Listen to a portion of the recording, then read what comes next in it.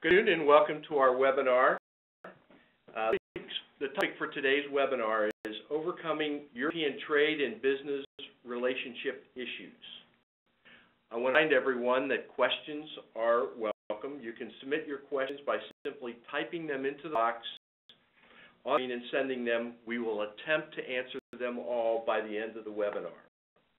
Again, we will be offering CPE credit. I will be giving 3 CPE codes throughout the hour. And if you'd like to receive a CPE certificate, take note of these codes and return the completed CPE form to Lynn Coonley in our office. I also ask that the feedback form would be, if you would be kind enough to fill that out, and any suggestions for future topics, please feel free to submit them. Our guests are from the European American Chamber of Commerce. I would like to welcome Alana Loneman and Ann Capel. Thank you for putting this presentation together for this. I think it's an exciting presentation. I think everyone will agree that as business people look at their markets, they are now really becoming aware of how Europe and the rest of the world really plays into their business strategy. So, Alana, take over? Yeah, thank you so much, Jack and Batel for inviting us to present the seminar, and attendees for making the time and joining us. I'll go ahead and just cover some of the agenda, what we plan to cover, and what information we plan on providing you some of the overview of major markets, comparison with the Euro and U.S. markets. We also give you some of the background and key statistics on EU and U.S. trade, and as well as the relevance to Ohio.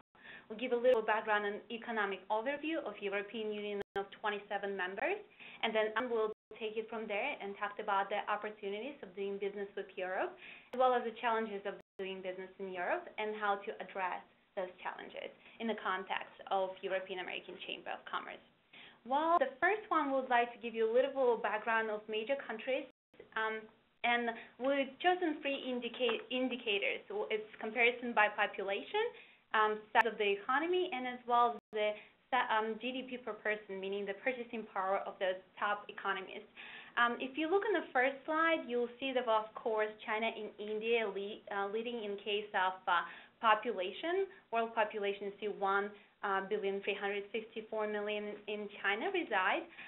We have India is number 2, which is 1,215,000,000. Then it's followed by European Union, which is a little over half a billion. Then U.S. is number 3, 318 million, and then Russia and Japan. Compare the same countries with the economic size of the economies and the GDP in trillions of euros, and the data was collected in 2011, and that's the blue chart. You'll see that Europe of 27 members is actually leading. It has over 12,600 trillions of euros as 27 member states GDP combined. The US is number 2 with 2,800, and you see China is actually doing better than Japan, and then we have Russia and India. But when you look at the breakdown of the same countries with GDP per person, meaning the purchasing power of the people living in these countries, you'll see the US is leading, and once again, this is in euros, has 37,100 euros on average GDP per person, and as well. And if you look at the European Union of 27 countries, you'll see 25,200, and then Japan is a little bit above that. What it means, and you compare it with China, which is 5,800 euros, you do see that there is more purchasing power and thus more disposable income for people in those countries. So it's interesting. Just to tell you about the disparity in wealth in China and compared to Europe and U.S. In U.S. you have more of a equal distribution. So as the next one, we'll see we have the European Union and U.S. The transatlantic trade. Some of the major key statistics. Once again, the population of EU countries, of 27 countries, is 502 million, and U.S. is 312 million, which is 40% of EU population. In to percent of global population, the EU has a little bit over 7%, but yet represents 25% of world GDP. So if we look at U.S., it has almost 4.5% of world population, but yet represents 21.6% of world GDP. So combined, U.S. and EU represents over 46% of world GDP. So it's a huge market, without a doubt. So as a result, the EU and U.S. have the largest bilateral trade relationships in the world. And if we look at the trade data, for example, the exports to the U.S. from European Union, just in goods in 2011, it was over 260 billion. In trades and in services, in 2010, it was over 127 billion. And then we reverse and look at the U.S. exports to EU market, and we'll see was over 184 billion. Exports in goods to Europe in 2011, and was 130 billion in services exports to the European Union. So if we combine that, you see that together Europe and U.S. accounts about for 30% of global merchandise trade and 40% of world trade in services. In addition to that, Europe and U.S. have additionally investing a lot in this market. If you look into foreign direct investment numbers, you see that Europe actually invested in 2011 over 110 billion in market, and if you look in U.S. invested over approximately 15 billion into European market. So what it tells us, the transatlantic trade is certainly very important, and it accounts for approximately 15 million jobs created on both sides of Atlantic. So if we go to the next slide, you'll see, well, we understand that the transatlantic trade is very important for Europe and U.S., but how is it relevant to Ohio? So we have really interesting data here as well. 49.1% of everything that is produced, including merchandise and services in Ohio, goes to the rest of America, but another almost 50% goes outside of United States. So we see that Europe accounts approximately 20%, actually, and Asia and South Asia combined accounts for 17%. And exports in Ohio for 2011 was represented around 46.41 billion. So the major countries in Europe that Ohio exports to. There seems to be Western countries. The one destination is France. It's 2.4 billion exports. Number two is United Kingdom. It's 1.5. And then we have Germany, and then we have the Netherlands. So there's four top markets for Ohio exports, and in over 300,000 Ohio jobs actually were linked to manufacturing exports altogether. So what are the products that Ohio exports to Europe? Well, it's machinery, 8.5 billion. Then we have vehicles, 7 billion. Then we have aircraft, 5.2. Electric machinery, 2.9. Plastics, 2.3. And optics and medical instruments, 1.9. So you see it's a very diverse market in Europe. So let's take a look from a different perspective and see how much is actually coming to Ohio in regards to investment. So on the whole state of Ohio, we have over 3,400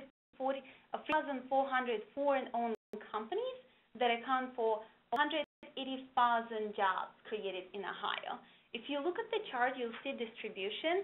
So Japan contributes approximately 28%, and then you have the major leading countries from Europe, France, Germany, Switzerland, and United Kingdom, that together they account for 40%.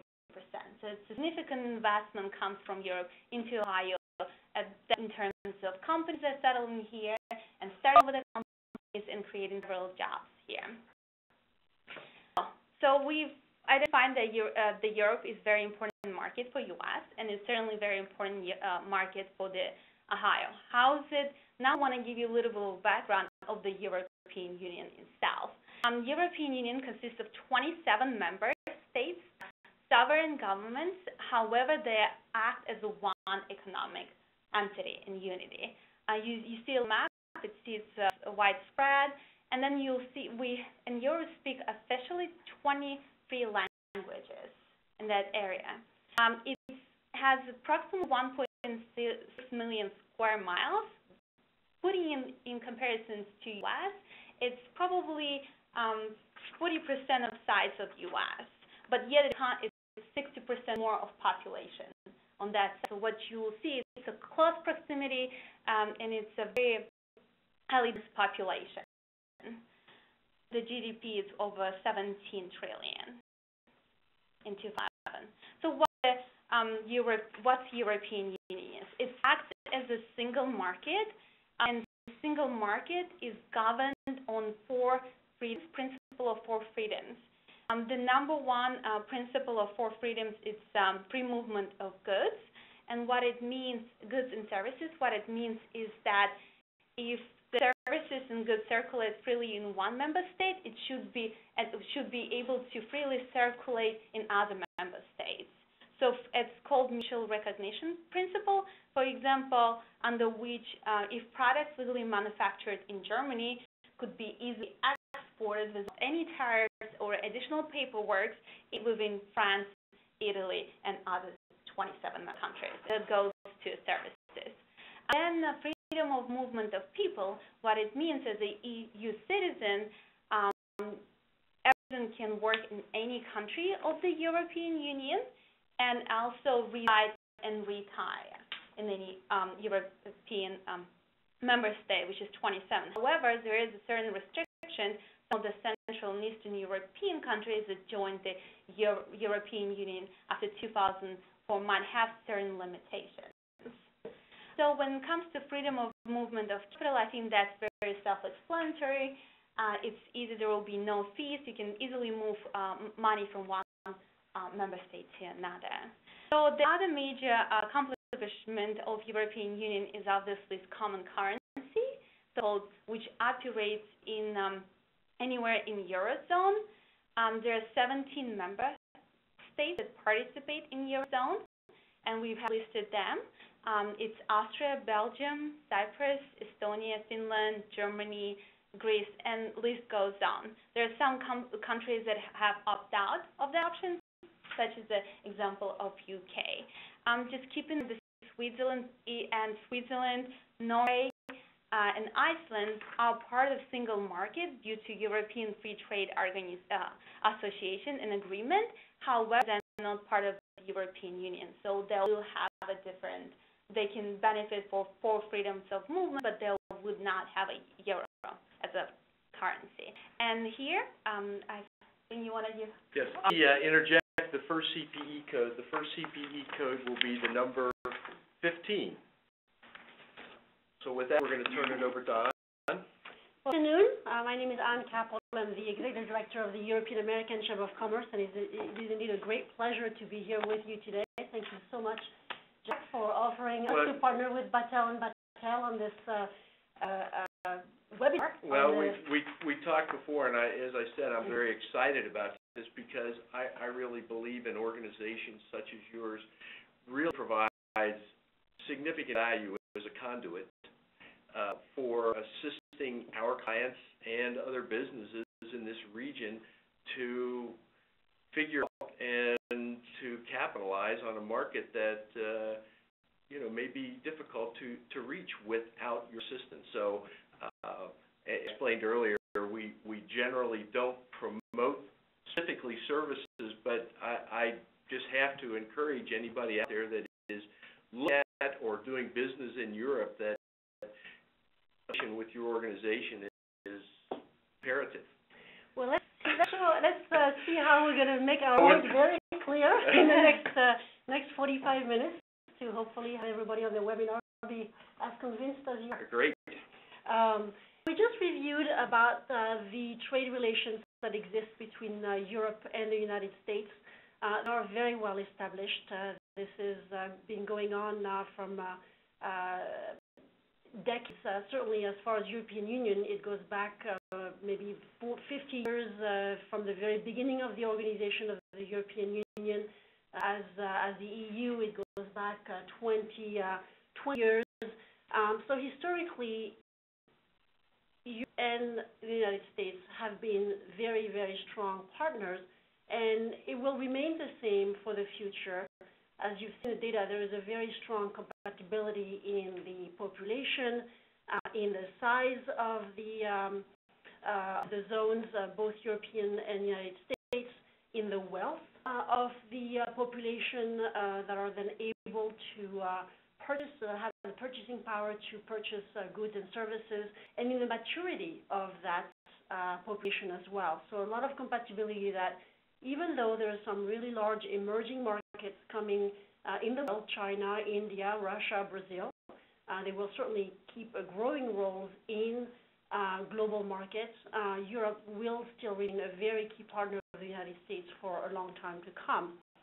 And we can see how the opportunities, again, are grounded in the history, in the time that we've had in developing that relationship based on some fundamental democratic foundations that are very important in leading successfully the trade that we have. And moving forward, again, that's something to really keep in mind as we're looking at other key markets in the world that are very important.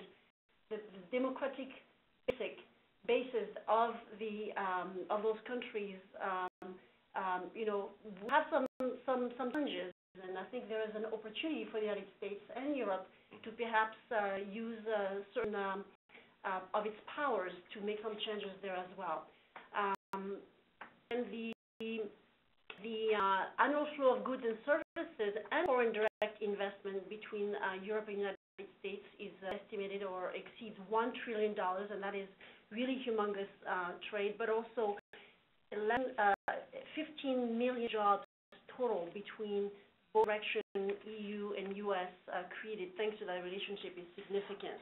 But with those opportunities, we have to understand that there is going to be some issues and some challenges. I think this slide is changing format a little bit. And so I will address here some of the key issues and challenges that we've identified for which we believe the European American Chamber of Commerce as a partner, but as well other groups that we can easily find and access in this area can assist in helping you with those issues and those challenges. So first of all, regulations. Regulations is always a key issue. Anytime you enter a new market or develop in a new market. In Europe, we've seen some, of course, consolidations and some elements of bringing regulations from multiple countries into one set of regulations to facilitate trade. If you are exporting from the United States to Europe, and with the regulations, some of the things that you may have seen already, for example, the CE mark that relates to consumer goods, that showcases how the different countries have grouped together to try to offer a mark looks at the safety of the products that are being marketed in the European Union.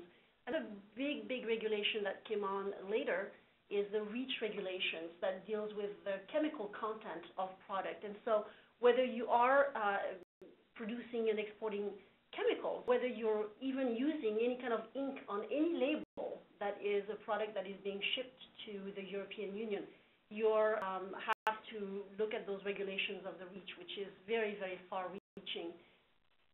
Do you see any effort on the part of the United States and the EU to kind of work through these regulations and develop a common base? I would think in the long run, both governments of the EU, the United States, everybody wants safe products. And do you see turf wars there, or do you see working agreements? Definitely working agreements. At the highest level of the European Union and of the United States, those dialogues are being established. Well, again, the challenge is if the United States finds find that it is becoming too difficult to work with the EU. We are looking at other markets that for which there's a lot of potential development. The U.S. will naturally turn to those markets more rapidly, and so the EU is very much committed to finding solutions with the United States. And just to give you some example, in REACH regulation that again deals with chemicals, U.S. companies, for example, Procter & Gamble is a very large company that deals with a lot of chemicals of all kinds of sorts. They came in at the very onset of the REACH development of that regulation and worked with Brussels directly, so they were involved as a U.S. company and welcome at the table to identify what does it mean for U.S. partners and key partners that are responsible for many production areas, many jobs in Europe, and how you integrate them in that discussion. So that was an area of collaboration between Europe and the United States at the corporate level. The EACC in Washington, D.C., which is the EU embassy, if you will, is organized by key industries, and they do some very critical work with their counterpart in the United States. For any companies that are exporting to Europe, one of the very key partners that is, I think many of you are already aware of and maybe work with them, but it's really important to stress that, is the U.S. Commercial Service. They have a very strong presence in our region. In Cincinnati, there is the office, but there is also a person who is dedicated to the Dayton market, Debbie Deere. I think most of you know her. And they're really a critical partner for any kinds of regulation issues and other issues as well, but they have so many people on the ground at all the U.S. consulates, all the U.S. embassies in Europe, trade specialists. They understand the regulations, they research the regulations. They also work very closely with some of the institutions in Brussels. And so for especially the small, medium-sized companies that are trying to find answers but don't necessarily have a lot of money to put behind all of that research, a very key partner here would be the U.S. Commercial Service. There has been very active in the area, and she's been a great advocate for a number of our clients. Yeah, and we work very closely with Marsha, who is the director in Cincinnati, and her team, and on many different issues related to export. The next issue that it's supposed to be presented as a key asset of Europe, and it really is, but it's important to discuss about the currencies. And, currency, yes, but really, and let us tell you some of the things that we've discussed with some of our member companies. Very interesting. Yes, there is a common currency among most of the European Union countries, which facilitates certainly the transfer of goods, services, capital, etc. But you still have a number of countries that do not use the euro. And for that, you have to realize that, maybe you'll make some choices as to which country you want to do business or where you establish a location in Europe based on that. There's a company in Cincinnati that we had at one of our seminars and was presenting on some of the challenges in doing business with Europe and some of their successes. And the currency was really interesting with them. They came in Europe through Germany, established their European headquarters in Germany, bought a company in Great Britain, and for the location and multiple reasons, had a very strong distribution base in Switzerland. And CFO of that company said to us, "What common currency? We don't see it." That was based on their decisions to locate where they located. There is a common currency, and that is, a very strong point. But based on where you locate, you may not fully experience it. So you have to decide where you locate. Take certainly into consideration as to where you might locate. Other reasons as to other issues or opportunities here is in locations. And so, how do you decide what is the best location for your company? Here's some considerations as to how you select a location.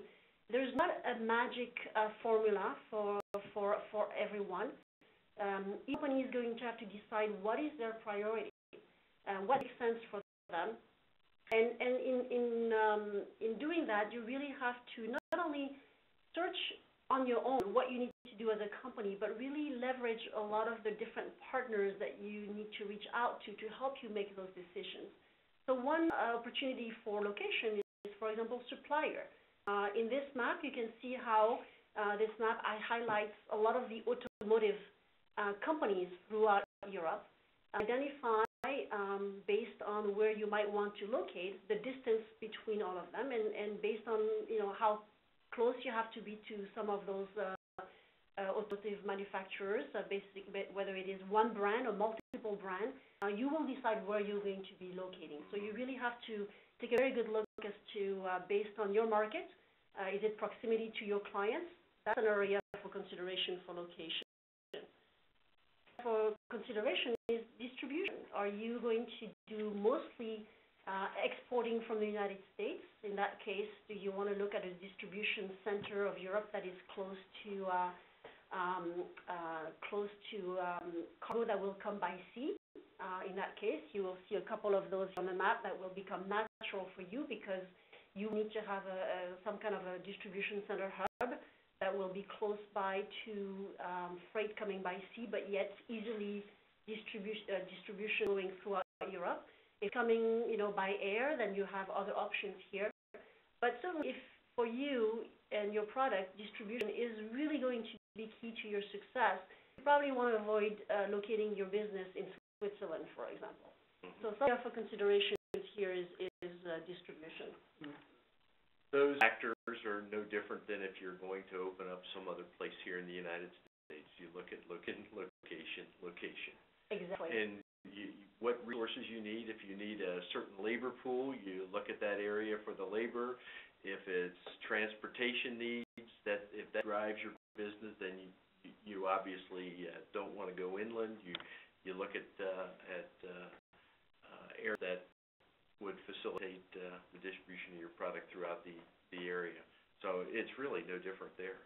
It's not, but what's interesting, Jack, is the fact that because it is already a different country, because there's a level of uncertainty in regards to language or culture, people are going to be more drawn to a country for which they have a level of comfort that they might not experience with another country. Again, some of that might be related to a language. So, of course, right away that takes away a lot of European countries if you're thinking that English really should be a must of where you locate, and then you kind of forget about some of the other factors. But don't you think that's just a major issue? Once somebody becomes familiar, once they get a grip on really the people there, they feel much more comfortable. And if they do it the first time and they have success, they will continue to branch out. I just really believe that the barrier is just getting to know the place, getting to know the people, and understand the customs. And once you do that, I think people feel much more at ease when you choose where they're going to be. Oh, definitely, but there is that first time. There's that first time where you're making that decision based on something that is not necessarily the normal fact-searching and that you would do for your business in the United States. Oh, yeah. And so again, it is something that you have to be very careful to not put considerations in areas for which it's not going to be the key factor for your business. It is more for your level of comfort. And some of the things that we're going to discuss just in a few minutes is how you can develop that level of comfort from Greater Cincinnati. You don't have to be in Europe because we have so much of those platforms where you can start to experience some of those cultural language differences, so that at least the barrier is kind of diminished, and you can really go more into the core business. And another area, for example, for consideration in where do you locate is in the clusters. Europe has become extremely sophisticated in how they each resell themselves. Very highly competitive. Every country wants the opportunity to get that U.S. investors or that U.S. business to come in. And so they've adopted some very sophisticated industry clusters. This is just the example of France. If you're going to be doing business in France, and if you are in an aerospace industry, you definitely want to consider going into the Toulouse area, which is in the southern part of France, because that's where the aerospace cluster is located. That's where you're going to have Airbus. That's where you will have all of the suppliers. That's where you will be able to find a labor that is particularly well trained. This is where you will find all the influencers. And so as you are networking through your chambers of commerce and through your regular networks going on around in your region, then you will be in the proximity of those people that you need to be in.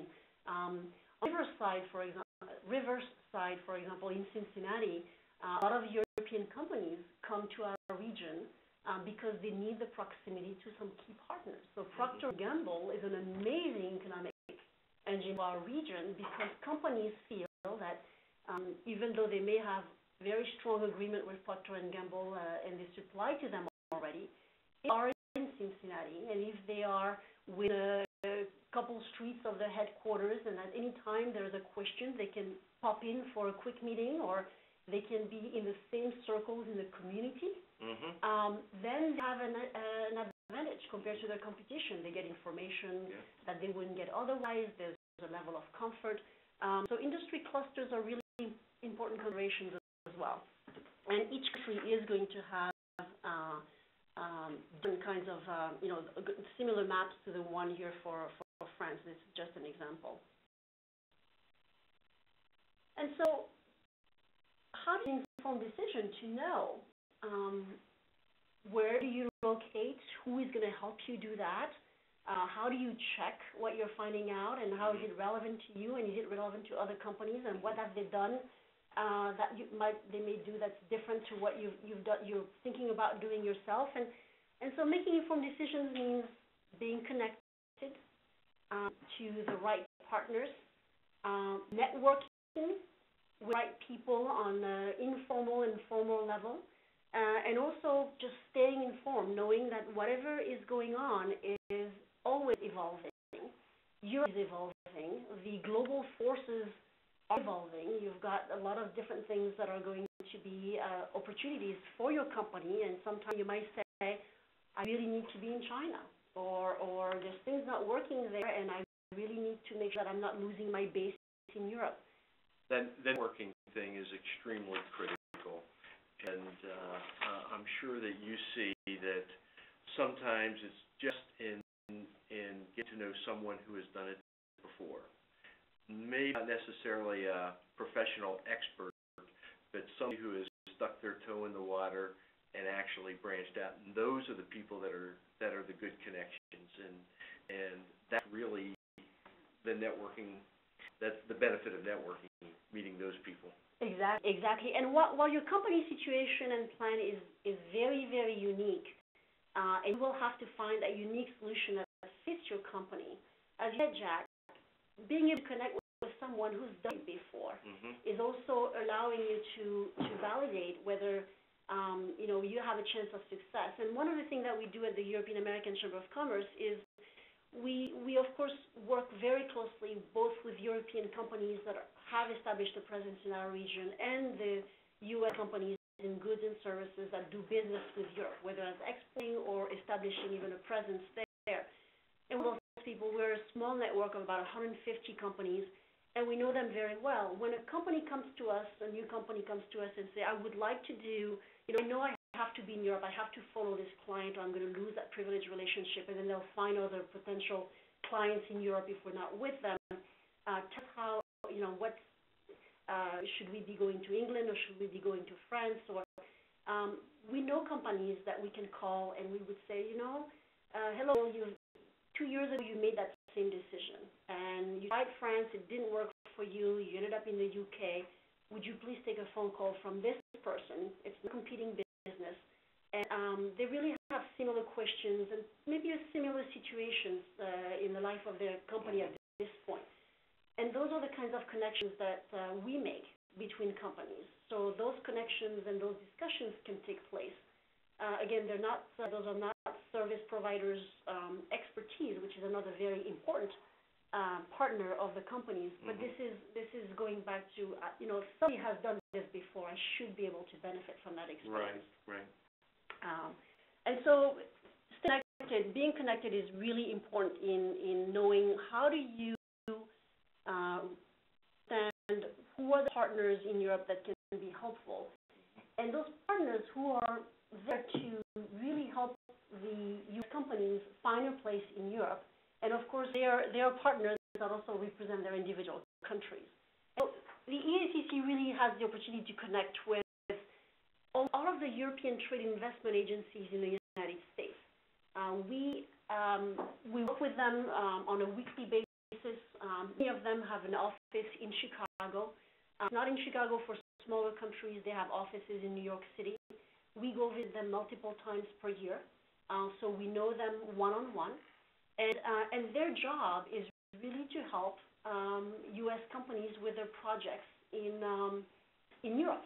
Now, of course, it's a very big incentive for them because any kind of job creation for their countries or establishment of a European headquarters in their country rather than another country is really how they get to the success of their organization.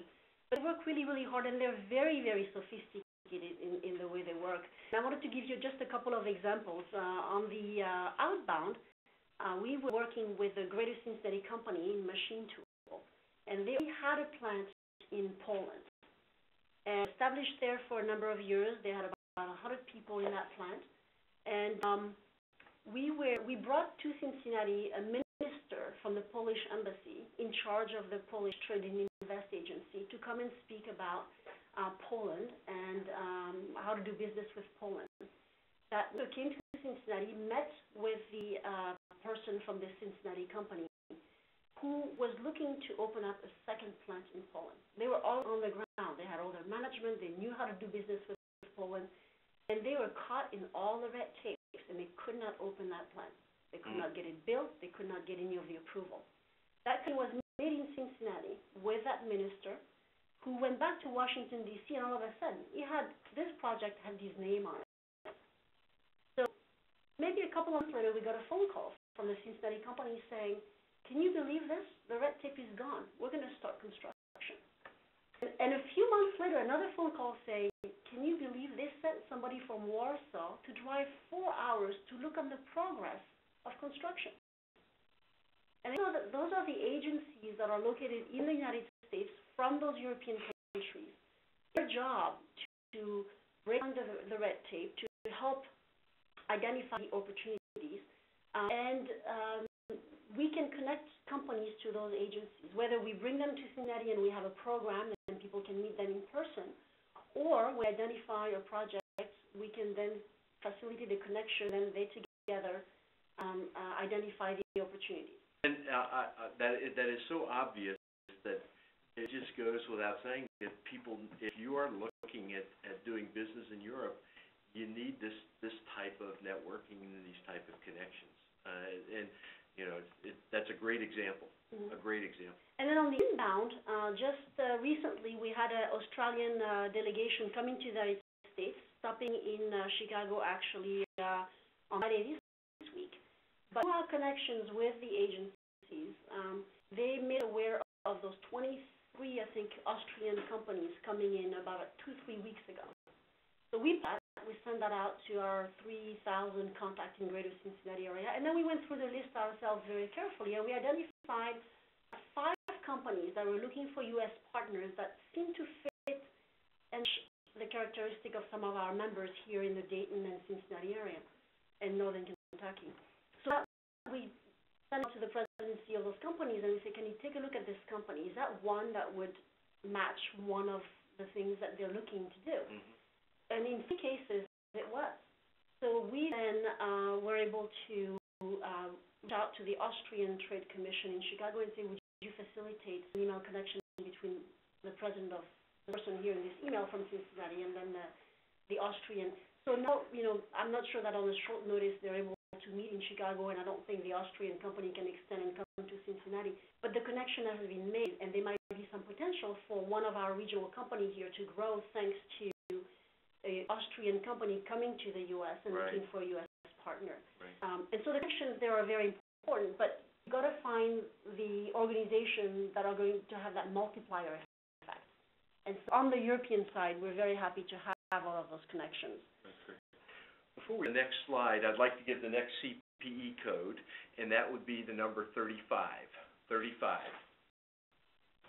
And an example, for example, of the Netherlands Foreign Investment Agency site to show you what trade investment agency looks like. Different models. In the case of Holland, they have a different one from inbound and outbound. So it's not the same C that helps Dutch company come into the U.S. and U.S. company or global company do business in Holland. But you see here how they're very well established, very clear as to what support they provide to the companies in the U.S. who wants to do business in Holland, how they identify the needs, set up one-on-one matchmaking meetings with services and potential customers, identify in establishing a presence all the key partners for where is the location that would be most beneficial, what might be the tax and incentives that are possible. So really use those kinds of partners to help you with your project. And a U.S. company looking at Europe, you may not just be, you may not know right away exactly which country you want to go into. So work with several countries. Work with agencies. A little competition does not hurt in your negotiation, actually.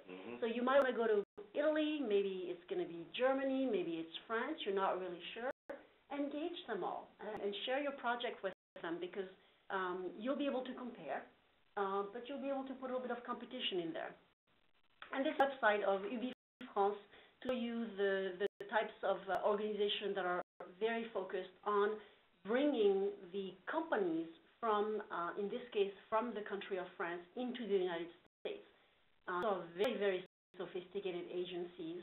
If you look on the right column here, they're organized by industry groups. They have experts in the United States in their different offices to ensure that they can best advise the French companies in coming into the United States. Who should be their partners? Which locations should they consider based on their industry? And how can they successfully initially probably export, but then establish a presence in the United States? And we work again with them very, very closely. Network, of course, is very, very critical because it helps you identify the resources that you need that will help you in developing your business in Europe. And you know, we spoke about the U.S. Commercial Service as being one network, the European American Chamber of Commerce, of course, being one network. But you know, your experts you work with, your Battelle and Battelle is another very high-level network to utilize for the types of expertise that you're looking for. And so you trust them, you work with them already, they're your trusted advisors, and many of the services nowadays are also involved. If they're not directly in place in Europe with offices of their own, they're involved in very well-established, sophisticated network of firms, similar sizes, similar kinds of industry compatibility that they work very closely with, so that when you need to have, again, whether it is in the legal environment, in the accounting environment, you need to have access to those experts on the ground in France, in Germany, in the UK. Your local firm like Battelle and Battelle will be able to connect with those people, and it will compare the differences, so that locally you can have a recommendation that encompasses the whole international dimension. So the network aspect of how do you get the knowledge, how do you get the validation is really, really important, and be done through multiple resources. And one of them here that we wanted to point out was the peer-to-peer network with other executives that have done this before. And the American Chamber of Commerce has an executive roundtable that was started in 2008. In 2012, we started an HR roundtable. In 2013, we're going to start the Import-Export Distribution Roundtables. And we'll just give you a brief description of what we've accomplished with the Executive Roundtable and the HR Roundtable, both which being invitation only. This is where select executives for the Executive Roundtables, their CEOs and CFOs of either what we call inbound or outbound companies. So for those roundtables, service providers are not invited. You have to be either a European company in this region, you have to be a U.S. company from our region who doing business with Europe or wants to do business with Europe in the form of exporting or in the form of establishing a presence there. The environment that we present is one where there is a topic of interest that's being discussed, and then it's all about exchanging from the executive among themselves so that they have peer-to-peer discussion on select topic, which helps, again, the executive make better decisions because they're able to compare with other companies. It's a very rich network that we've established. The HR Roundtable, you can see some of the topics as well that have been presented this year. And then the Export Roundtable Import will be launched in 2013. So in addition to being connected and being networked, you really have to stay informed. Certainly today's webinar is one way to stay informed. U.S. Commercial Service, to go back to one of the key partners, does some really fantastic program on exports. In the Dayton area, the Miami Valley International Trade Association has also some really good programs that provide good information and insights on how companies are doing successfully business internationally. And at the EACC, we have a few key programs that, again, helps companies stay informed. We 8 times a year we go into a member company for a visit. We see how companies are engaged in transatlantic trade, and we get a tour from these companies, and we get a business perspective from the executive team. We were just at Luxottica last week, so that's an Italian company. We've been at companies in northern Kentucky, in Ohio, U.S. companies, Indian companies, and that also gives you a good feel as to how are the people doing it. Several times a year we present country briefings.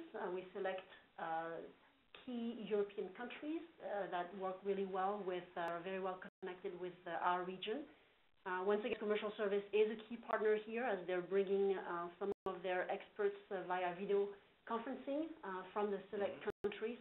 And that's also an opportunity to meet with the representative of those European investment and trade agencies because we bring them to Cincinnati. So we present a specific country, you have an idea of how they establish their priorities in working with U.S. companies and what are the key resources U.S. companies can work with. And then the Open Europe series is really more specific to issues related to doing business with Europe, but more from being on the ground. And so just to give you an idea, the 2012 series we've just finalized last month. We started with trade and tax issues in the midst of the European financial crisis. We looked at entrance and expansion strategy for Europe, and then a really interesting topic was the cross-border executive mobility as a strategic advantage. And one of the area that we didn't touch on, but it was the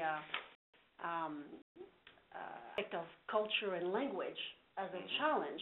And another interesting story we heard from a company here in Sharonville who is doing business with Europe is they identified a country in Eastern Europe where they wanted to establish a presence. They found individuals that they wanted to hire as their executives and did both operations separately. They identified was located about 50 to 100 miles away from the location that they had identified and finalized. And the two together realized that that person was not willing to move. And they completely, forgot to check on the cultural aspect that is going to have impact on how to do business.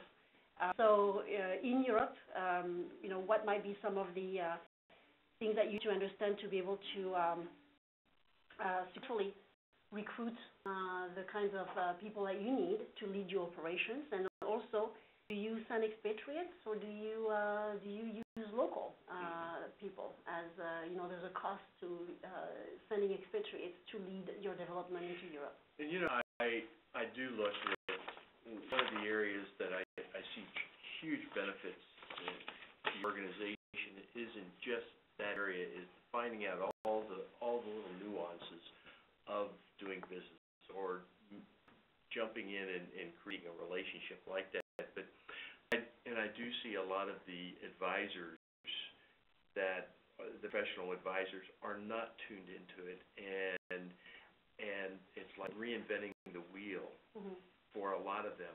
And see that your organization can just start that whole process. I just think that's really critical. I really do.